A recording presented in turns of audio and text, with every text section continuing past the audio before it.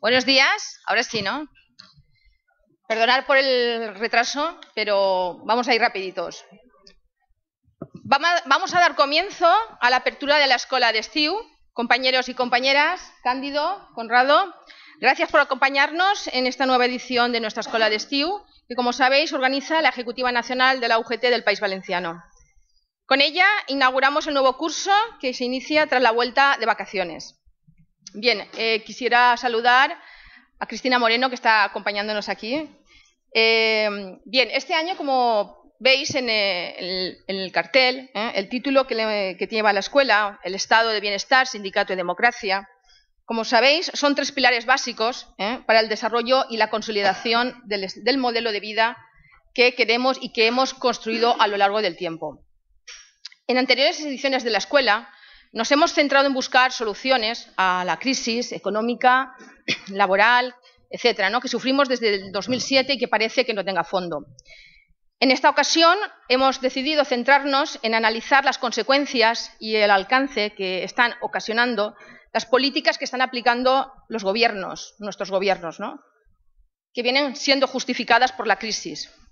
De hecho, como veremos a lo largo de las jornadas, el alcance de la crisis nos ha llevado a límites insostenibles e insospechados, donde el Estado de Bienestar ha sufrido el mayor ataque nunca visto en democracia. Sin duda, es la clase trabajadora y los colectivos más vulnerables los que más estamos sufriendo. Como sabéis, los gobiernos tienen la responsabilidad de garantizar la estabilidad y la suficiencia presupuestaria, ya que de ello depende la sostenibilidad del Estado de Bienestar y nuestro Estado de Derechos y Libertades. El Estado de Bienestar garantiza la calidad de vida, el avance en la igualdad de oportunidades y es la base y el soporte de la democracia, donde las instituciones democráticas, entre ellas los sindicatos, han desempeñado y estamos desempeñando un papel fundamental en el desarrollo y consolidación. De hecho, sabéis que el mes pasado hemos celebrado los 125 años de la UGT y 25 aquí en el País Valenciano. Bien, es hora de aplicar políticas financieras de financiación con garantías suficientes para toda la ciudadanía, y digo toda la ciudadanía. Es hora de recuperar la confianza de los sistemas democráticos y de fortalecernos como sindicatos comprometidos activamente en dar soluciones.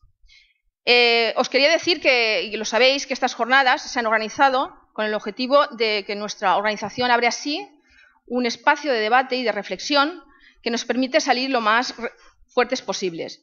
Y que, sin duda, todas las aportaciones que se van a ver aquí van a orientar mejor nuestra acción sindical. Cuestiones como qué puede aportar nuestro sindicato a la sociedad para el desarrollo del estado de bienestar, qué adaptaciones son necesarias para afrontar los impactos de la crisis, qué papel podemos ejercer los sindicatos de clase en la sociedad civil, etcétera.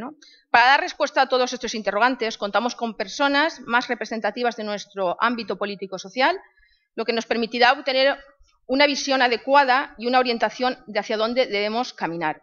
Damos la bienvenida a todas ellas. Y ya también quería deciros que mañana terminaremos un poco antes de lo que teníamos previsto, porque el compañero secretario general de Andalucía, que era la última conferencia a las 12:15 que teníamos, pues no va a poder estar porque está en el acto de nombramiento de la nueva presidenta de la Junta de Andalucía, Susana Díaz. Y desde aquí, pues trasladaros las disculpas que nos ha dicho. Bien, finalmente, daros las gracias de nuevo por estar aquí todos vosotros y vosotras, y os dejo con nuestro secretario general, Cándido Méndez.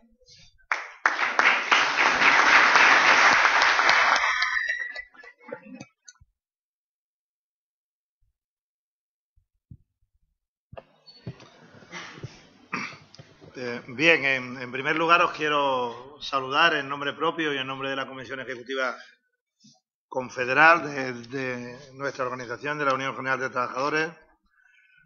Agradecerle a la dirección de la UGT del País Valenciano que me permitan por enésima vez participar en la inauguración de la Escola d'Estiu de la organización aquí en la Comunidad Valenciana.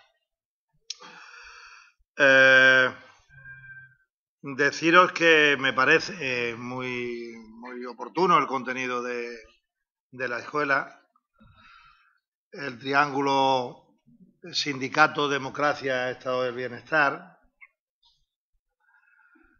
Muy interesante el que profundicemos efectivamente en el papel que debemos de jugar para asegurar en el presente y hacia el futuro el estado del bienestar.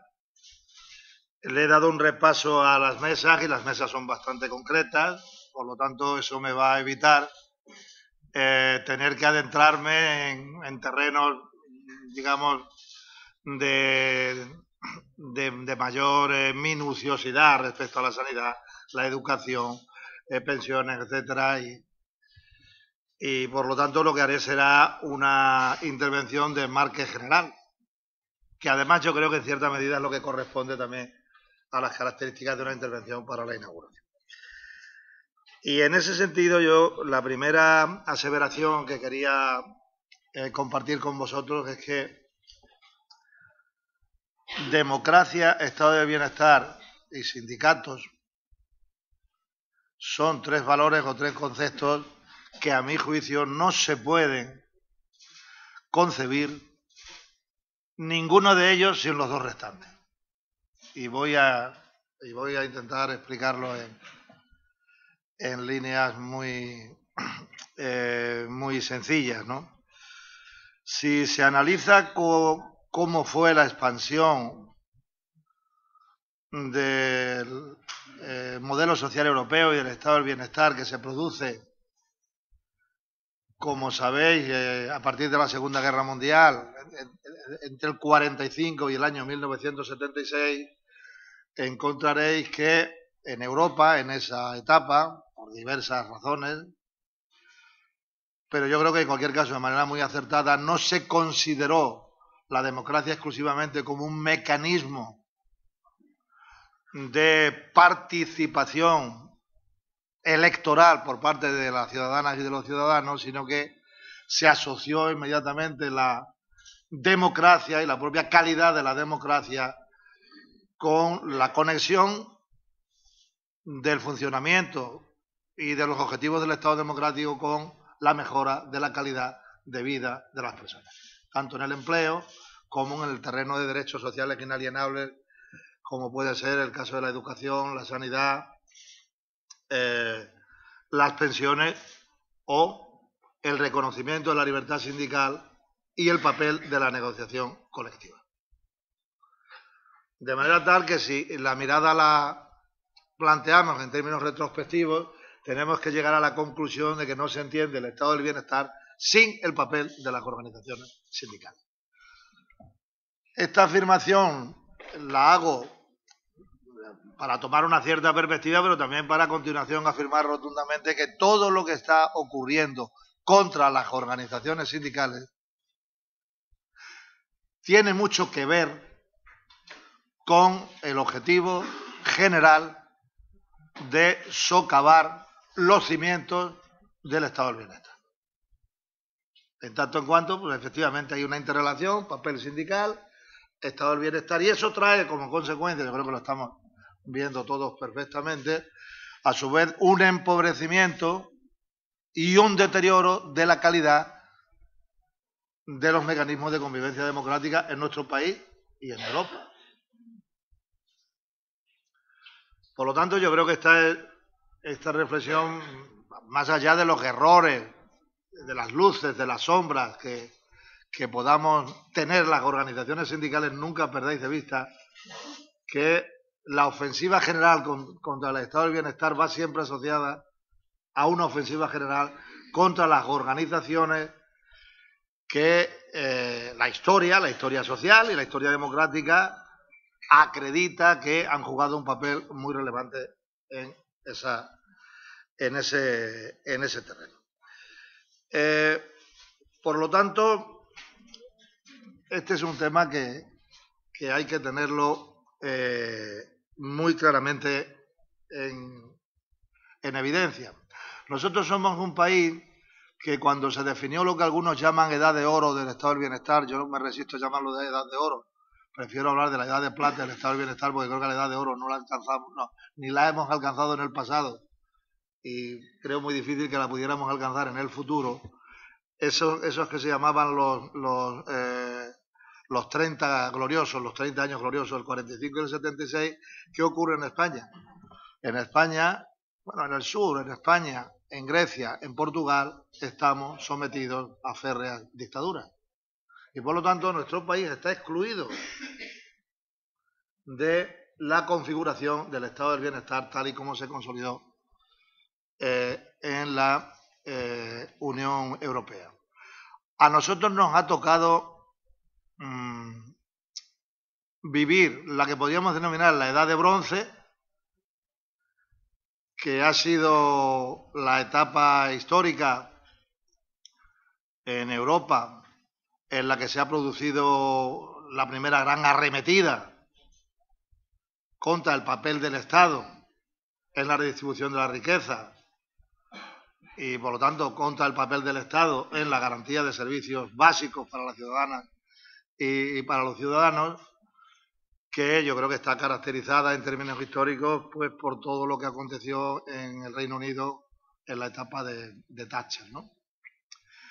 Y ahora yo creo que nos estamos adentrando peligrosamente en lo que podríamos definir, o al menos esa es mi definición, en la edad de plomo. En tanto en cuanto estaríamos en un contexto en el cual las alternativas se deslizan de lo que podríamos denominar modelo angloamericano, servicios privatizados, en vez de sistema de pensiones públicas, sistemas privados de pensiones, y la disyuntiva pues sería el modelo angloamericano o el que podríamos definir como el modelo Bangladesh. Y utilizo, digamos, esta expresión modelo Bangladesh para recabar de vuestra memoria el recuerdo de lo que ha ocurrido en Bangladesh, pues desde octubre, noviembre del año pasado hasta hace pocos meses, que ha habido 2 o 3 gravísimos accidentes en el sector textil, en la industria textil, que se ha llevado por delante la vida de cientos de trabajadoras y de trabajadores. Saco a relucir este tema porque hay algo que a mi juicio pone en evidencia el papel de la sindicalización. Se dice, en Bangladesh no hay, digamos, un modelo social como el europeo, y es verdad.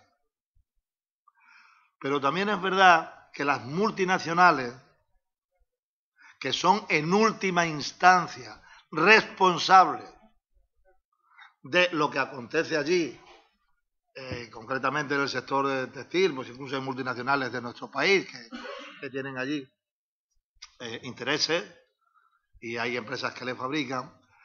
Estas multinacionales sí se han cuidado por razones reputacionales o por razones de fondo, por marcar códigos de conducta y por buscar acuerdos con las organizaciones sindicales a nivel mundial para que no se impongan condiciones laborales insalubres que pongan en peligro la vida de los trabajadores. ¿Dónde está el fallo? El fallo está en que se firman esos papeles que se pueden enmarcar dentro de lo que se denomina el Global Compact, un acuerdo que hay de Naciones Unidas para preservar los derechos humanos, y dentro de los derechos humanos están los derechos sociales y laborales, se firman, pero luego no hay mecanismos de seguimiento. De manera tal que con lo que te encuentras es que en el sector textil, en Bangladesh, solo el 1% de los trabajadores está sindicalizado. De manera tal que el 99% de los trabajadores no están sindicalizados y los mecanismos de seguimiento y de verificación de que se cumplen esos códigos de conducta pactados, pues no existen. Por lo tanto, el papel del sindicalismo se pone claramente en evidencia con este ejemplo que os acabo de comentar. Por lo tanto, partimos de una situación donde bueno, nosotros arrastramos lastres, por ejemplo, en el terreno de las condiciones laborales o de las diferencias salariales. Estamos en este momento en una situación porque partimos de nuestra realidad histórica, por ejemplo, muy distinta a la de Alemania. Hay una cifra que se ha hecho pública hace muy pocas fechas que pone en correlación el salario que cobra un alto ejecutivo de una empresa por hora y el número de días de trabajo que un trabajador medio debería de trabajar para poder cobrar el salario de estos señores. Bueno, para que tengáis una idea, la correlación en España es de 20 días. Esa es la correlación promedio. En Alemania es de menos de 5 días.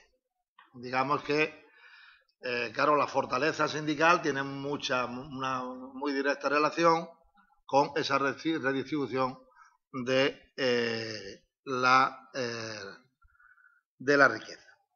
Claro, estamos hablando, para que tengáis una idea, de salarios hora $792 hora. Pues eso equivale, dentro de los salarios españoles, aproximadamente al salario de 20 días.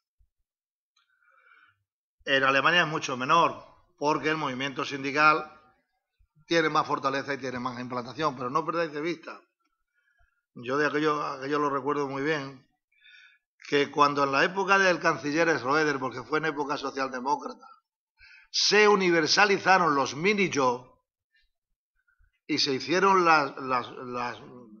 aquellas reformas que se llamaban las reformas Hartz, porque tomaron el nombre de un alto directivo de la Volkswagen, que era el que asesoraba al gobierno alemán de aquel entonces. La ofensiva contra los sindicatos fue tremenda, a nivel mediático, a todos los niveles. Yo fui testigo, porque vino el presidente de la DGB alemana, vino a dar una conferencia aquí a España, invitado por el Consejo Económico y Social y luego medios de comunicación de Alemania. Entonces nosotros habíamos llegado a un acuerdo de pensiones e intentaban establecer un contraste entre nuestro comportamiento y el comportamiento de los alemanes. Hombre, yo naturalmente pues no caía en la trampa. Pero lo digo un poco porque siempre viene a cuento, ¿no? Para que se sepa. Y ahora, en cierta perspectiva, ¿qué ocurre? Que el denominado milagro alemán no está. Y eso cada día aflora con mayor virulencia. El hecho de que haya un 20% de la población, es decir, 16 millones de personas en el umbral de pobreza o bajo el umbral de pobreza. Esto tiene una directísima relación con la implantación de los mini-jobs y lo que supuso de golpe de ariete contra el papel de la negociación colectiva la implantación de los mini-jobs. Porque lo que han provocado ha sido una segregación de la población laboral. Población laboral que está en convenio, población laboral que está fuera de convenio. Y esto ha llevado a la conclusión al sindicato alemán de que necesitan implantar un salario mínimo interprofesional. Porque allí el salario mínimo era por sectores. Claro, los salarios mínimos, bueno, pues no recuerdo bien, las cifras no me las tomé al pie de la letra, pero quedaros con la magnitud. Por ejemplo, salario mínimo de un peluquero o una peluquera eran 2.000 euros al mes. O 1.800. Pero eso ya no ocurre. Eso ya no ocurre.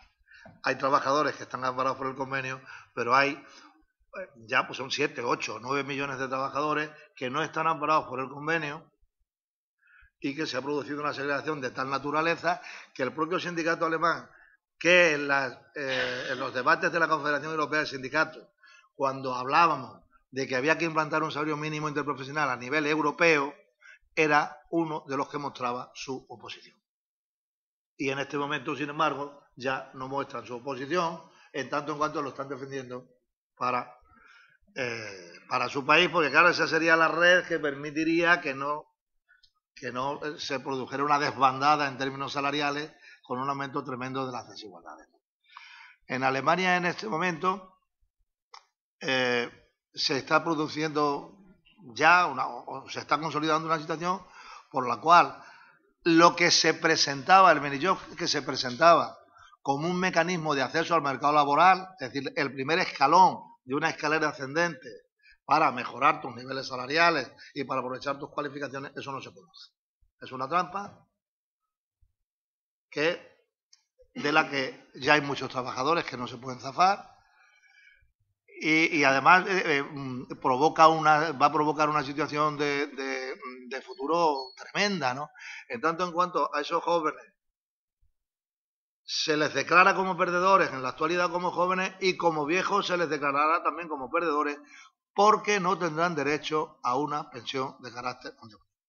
Pues son empleos que tienen una parte de subvención asistencial, a lo mejor en forma de ayuda a vivienda, tal, y al final, pues no tendrán acceso, si las cosas se mantienen así, y me temo que si gana la señora Merkel las cosas se mantendrán así, salvo quizás en lo del salario mínimo, porque ella misma está dándole vueltas a la cabeza con la oposición de parte de su partido a la necesidad de implantar el salario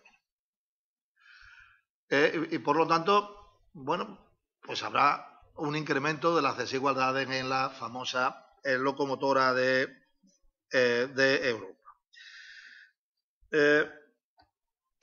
¿Todo esto con qué tiene relación? Pues yo creo que estamos en una situación en la cual la absoluta falta de autonomía política de Europa, que está de una manera u otra arrastrada por lo que son las decisiones financieras, concretamente y sobre todo Estados Unidos, nos lleva a esta dinámica que es una dinámica, a mi juicio, tremenda, ¿no? Hay quien define esta situación que estamos avanzando a lo que podríamos denominar la Europa asocial. Vamos a pasar de la Europa social a la Europa social. Y yo, esta es una interpretación muy mía, creo que hay tres decisiones que se adoptaron en Estados Unidos en su día que han tenido un impacto global en el terreno de la financiarización del funcionamiento de la economía a nivel mundial, que son las que nos permiten explicar eso junto a la falta de autonomía de Europa, que ha sido incapaz de definir de manera autónoma su modelo político, su modelo económico. ¿A qué tres grandes decisiones me refiero? Una, la de 1989, que es la que se denomina Consenso de Washington, que desde aquí, desde Europa, pues se contempló con comprensión, incluso se apoyaba, porque parecía que estaba dirigida al patio trasero de Estados Unidos, que era Latinoamérica, que era imponer políticas de recortes de salarios, de privatizaciones, de recortes de servicios públicos en países donde, por cierto, más que recortes de servicios públicos, lo que hacían era vetar la posibilidad de que se expandieran los servicios públicos. Eso fue en el año 89.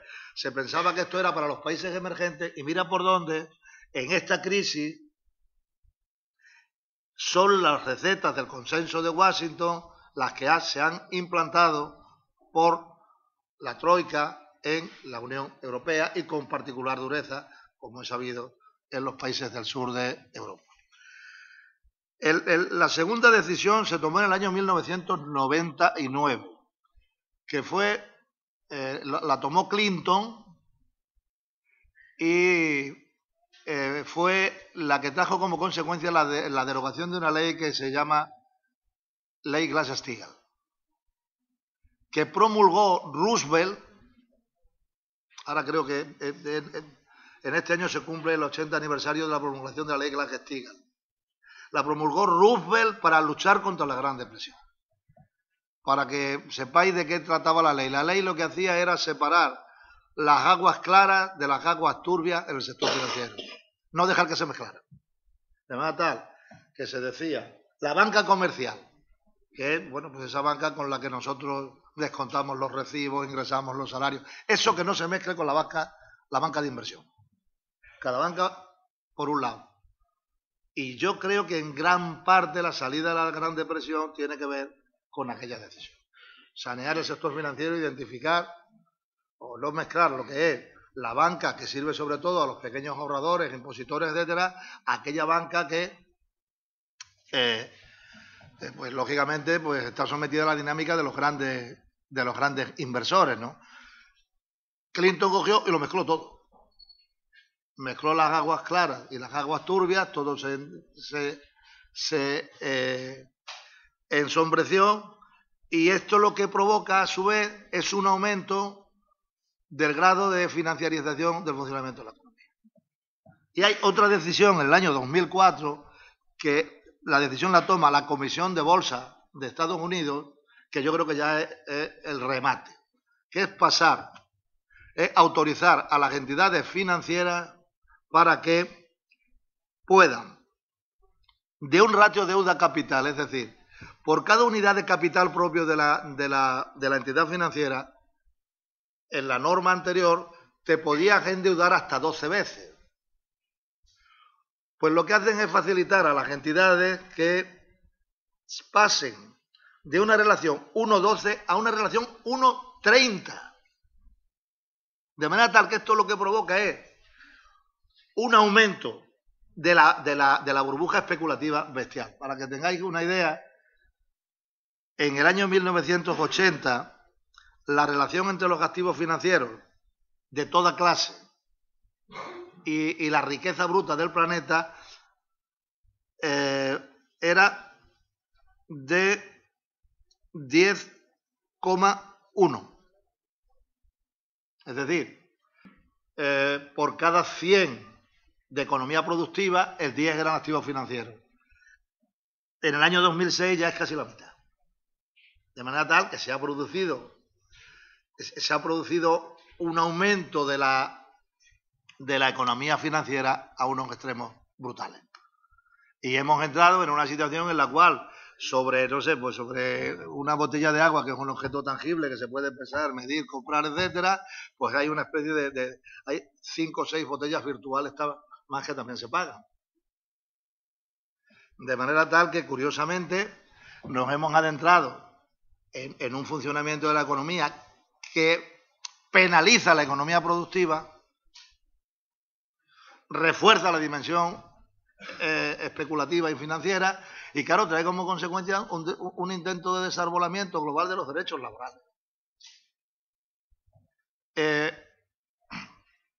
Y a su vez, pues a mí me llama la atención, hay un escritor norteamericano que murió, me parece que fue a principios del siglo XX, o desapareció en la Revolución Mexicana, un señor que se llama Ambrose Bierce. Hay una película que protagoniza Gregory Peck que se llama Gringo Viejo, no confundí con un culebrón venezolano. Esa película narra supuestamente el último tramo de su vida. Bueno, Ambrose Bierce recopiló una serie de aforismos y tal a lo largo de un tiempo y escribió un libro al que denominó Diccionario del Diablo. Y entonces, cuando define la economía, dice: la economía se define como la compra de un barril de whisky que no necesita por el precio de una vaca que no tiene. Y eso en cierta medida, aunque suena hasta divertido, ¿no? Pero en cierta medida es en el terreno donde nos hemos metido. Hay gente que compra cosas que no necesita con dinero que no tiene, porque le permiten endeudarse, etcétera. Y yo creo que hemos llegado a una situación en la cual, a nivel mundial y en Europa, se ha confundido el interés de los bancos con el interés nacional. Y ese, al final, es el grave problema que tenemos, ¿no? Para que tengáis una idea, en Europa, entre el año 2008 y el año 2012, el erario público ha invertido más de 5 billones de euros en el saneamiento de las entidades financieras. Pongo esa cifra para inmediatamente después deciros cuál ha sido la inversión de los presupuestos europeos, de la Comisión, en I+D+I, en un periodo de tiempo más amplio, entre el 2007 y el 2013, 55.000 millones de euros. Digamos que, reconociendo todo el mundo que la inversión en I+D+I es trascendental para el presente y el futuro, sin embargo, en los presupuestos de la Comisión, la cantidad empleada para esto ha sido 100 veces menor que la que se ha utilizado para el saneamiento de las entidades financieras. Y por eso yo creo que estamos en la situación en la que estamos, donde, bueno, pues entre otros elementos, ¿no? Pues se ha perdido el sentido de pertenencia. Por ejemplo, en Estados Unidos sí se tiene que reconocer que un señor que vive en Dakota del Sur se siente americano, de Estados Unidos de América. Lo mismo que uno de California. Yo creo que ese sentimiento no es así, o no se percibe de la misma manera por un trabajador, un ciudadano griego y un ciudadano sueco, o alemán o español. Digamos, el sentido de pertenencia se ha roto. Y además se ha producido aquí una dinámica tremenda. A principios del siglo se decía que el enfermo de Europa era Alemania, que iba bastante mal, nosotros íbamos bastante bien. Bueno, pues se ha producido un cambio de situación tal por la cual ahora Europa es el enfermo del mundo. Y, sin embargo, pues dicen que Alemania está rozagante de salud, cosa con la que yo tampoco coincido. Y bueno, este es un poco el tema tal y como os lo quería comentar en líneas muy generales para terminar haciendo algunas consideraciones de carácter general. Primero, ¿de verdad vamos a salir de la crisis? Bueno, probablemente salgamos de la recesión en términos estadísticos. Pero yo creo que la dinámica que estamos es la de entrar en una senda que no se producirá de la noche a la mañana, en la cual efectivamente puede haber una recuperación, pero me da la impresión de que estaremos en un escenario de recuperación sin empleo. De manera tal que en España siempre ha habido una bolsa estructural de desempleo de 1,5 millones, y mucho me temo que podemos entrar en una etapa histórica donde la bolsa estructural de desempleo, en vez de 1,5 millones, sean 2,5 millones o sean 3 millones. No lo sé y ojalá no sea así. Pero eso es lo que apunta aquí. El gobierno envía unos mensajes donde intenta que se confunda salida de recesión con la recuperación. Y aquí la discusión más bien es cuánto tiempo vamos a estar en el fondo del agujero reptando antes de empezar a sacar la cabeza. Por ejemplo, el gobierno dice que la clave van a ser las exportaciones. Para que tengáis una idea, en España el 56% de las... nosotros tenemos, esto no lo puedo decir de memoria, nosotros tenemos aproximadamente 98.000 empresas que exportan. De ellas hay 475 que exportan el 56%. Es decir, el 0,5% del total de empresas que exportan más de la mitad, el 56%. Y a su vez, casi la mitad de ellas son multinacionales. Tenemos un buen sector exportador, pero el sector exportador no puede sacar del hoyo al país porque necesitaría aumentar de tamaño y eso es algo que cuesta muchísimo, cuesta tiempo, sería fundamental abordar un cambio, lo hemos hablado varias veces ya, habría que abordar una reforma empresarial, sobre todo en términos de tamaño de las empresas. Nosotros tenemos una ausencia fundamental. Por ejemplo, en Alemania hay empresas de tamaño medio que exportan, son multinacionales. En España no tenemos empresas de tamaño medio que exporten. Pues tenemos muy pocas, ¿no? Habría que aumentar el tamaño medio de las empresas, sobre todo para resolver el hueco que tenemos de empresas medias. Tenemos muchas empresas pequeñas, micro, grandes empresas de más de 5.000 trabajadores, pero ese tipo de empresas medias de 1.000, 350, 400, 500 trabajadores, pues tenemos una carencia, ¿no? Y eso no se consigue de la noche a la mañana. Por cierto, las exportaciones no se están haciendo en base al deterioro de los salarios, para que quede claro. Desde hace 20 años, lo que está demostrado es que el sector exportador español compite por la calidad de lo que produce, no por el costo de lo que produce. Eso es otra engañifa que se pone encima de la mesa para intentar explicar que el sector exportador va bien por la reforma laboral, cuando el sector exportador español va bien desde hace 20 años. De manera tal que ante el empuje de los emergentes, India, China, etcétera, que ya sabéis que son grandes potencias exportadoras, los dos países de Europa que mejor han resistido el empuje de los emergentes han sido Holanda y España. Hemos resistido mejor que Alemania. Lo que pasa es que el tamaño de nuestro sector exportador es menor que el tamaño del sector exportador alemán. Por lo tanto, eso no va por ahí. Al igual que no podemos ir hacia atrás. Hay quien dice, si hay alternativas, e invoca las alternativas de la etapa de Aznar de la primera legislatura, donde yo creo que tomaron una serie de decisiones empujadas por la prepotencia ideológica y con unos errores de cálculo monstruosos, porque pensaba el ministro de Economía de entonces que entrábamos en una etapa de crecimiento económico fuerte, con baja inflación. En el año 98 me parece que la inflación estuvo en 1,4, 1,6, y sobre todo con un factor que es el precio de la energía muy barato.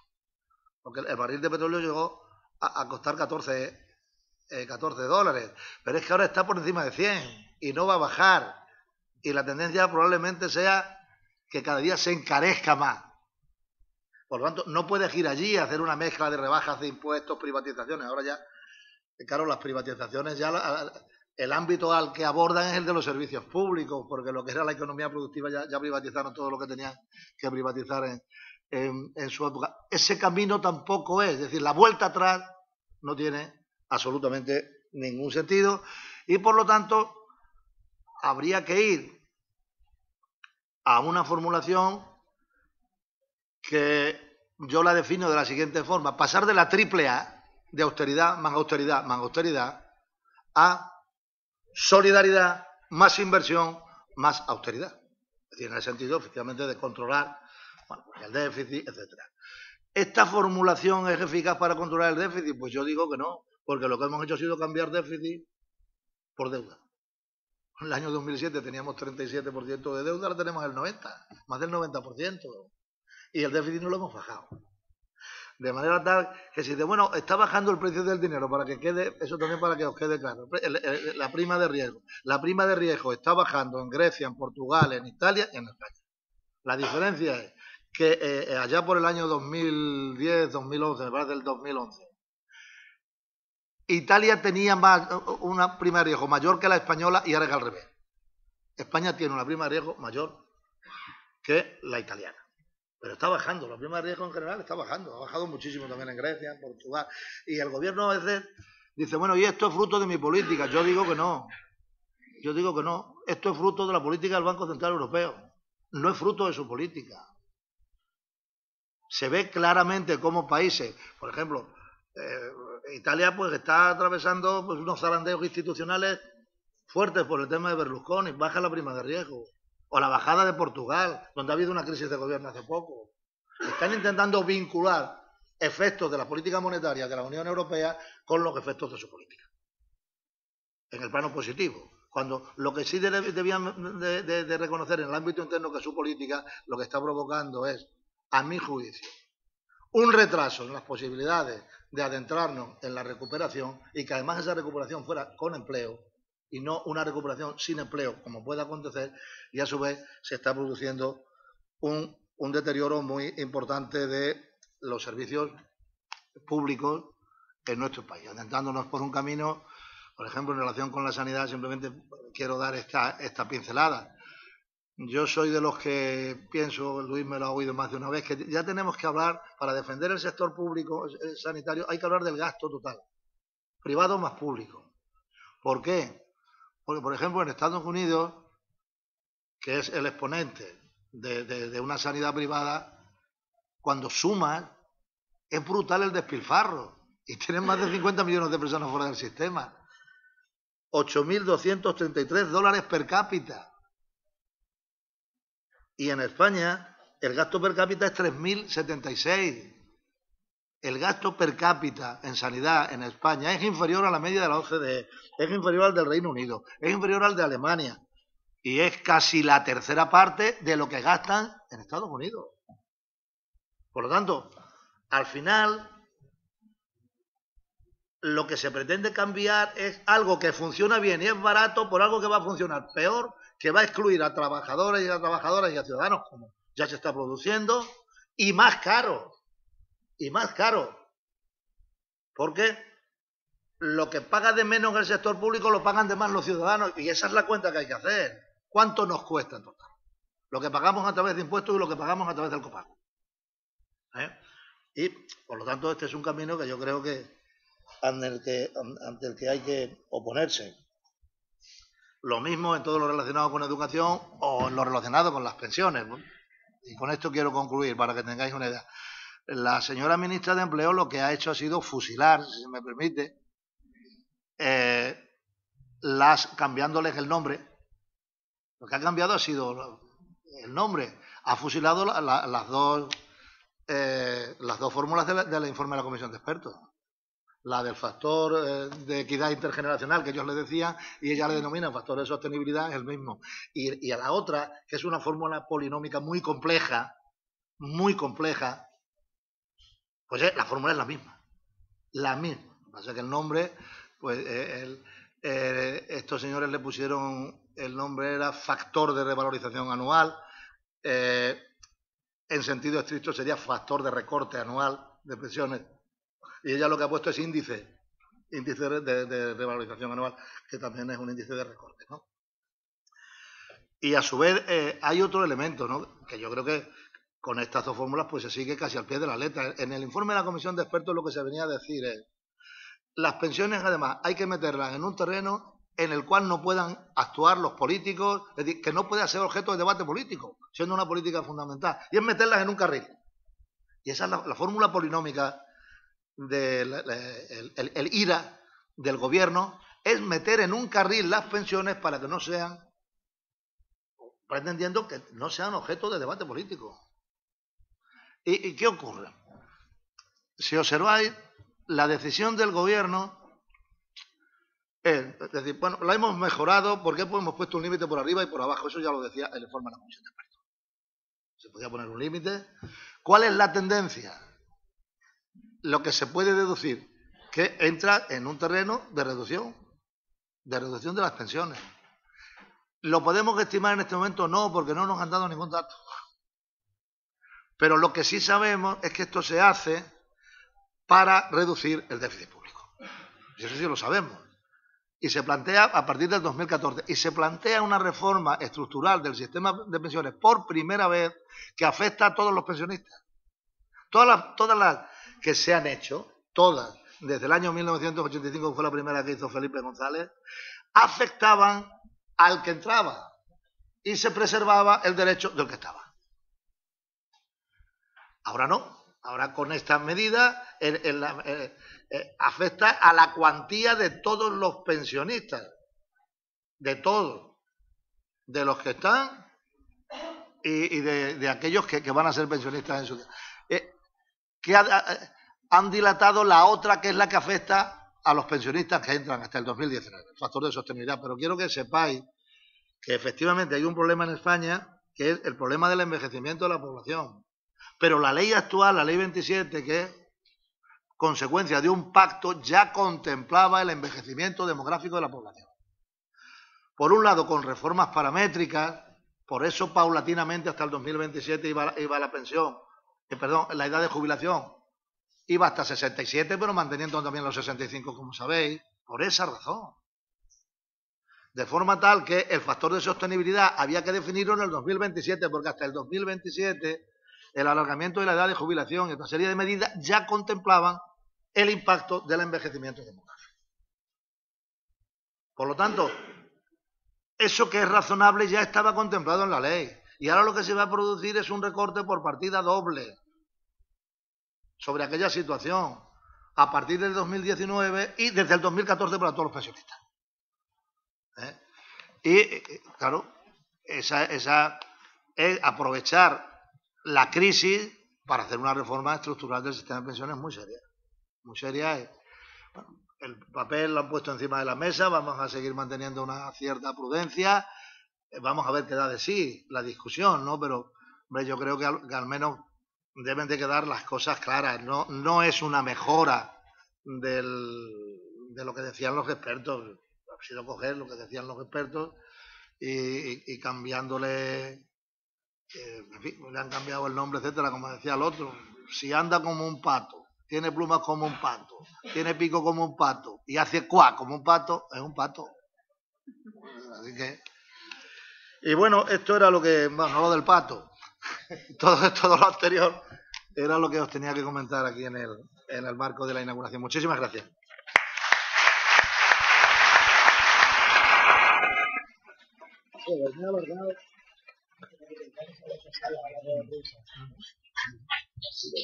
Bien, pues si os parece bien, paramos 15 minutillos, ¿vale? Venga. Sí. Que la conferencia empieza a las 11:30.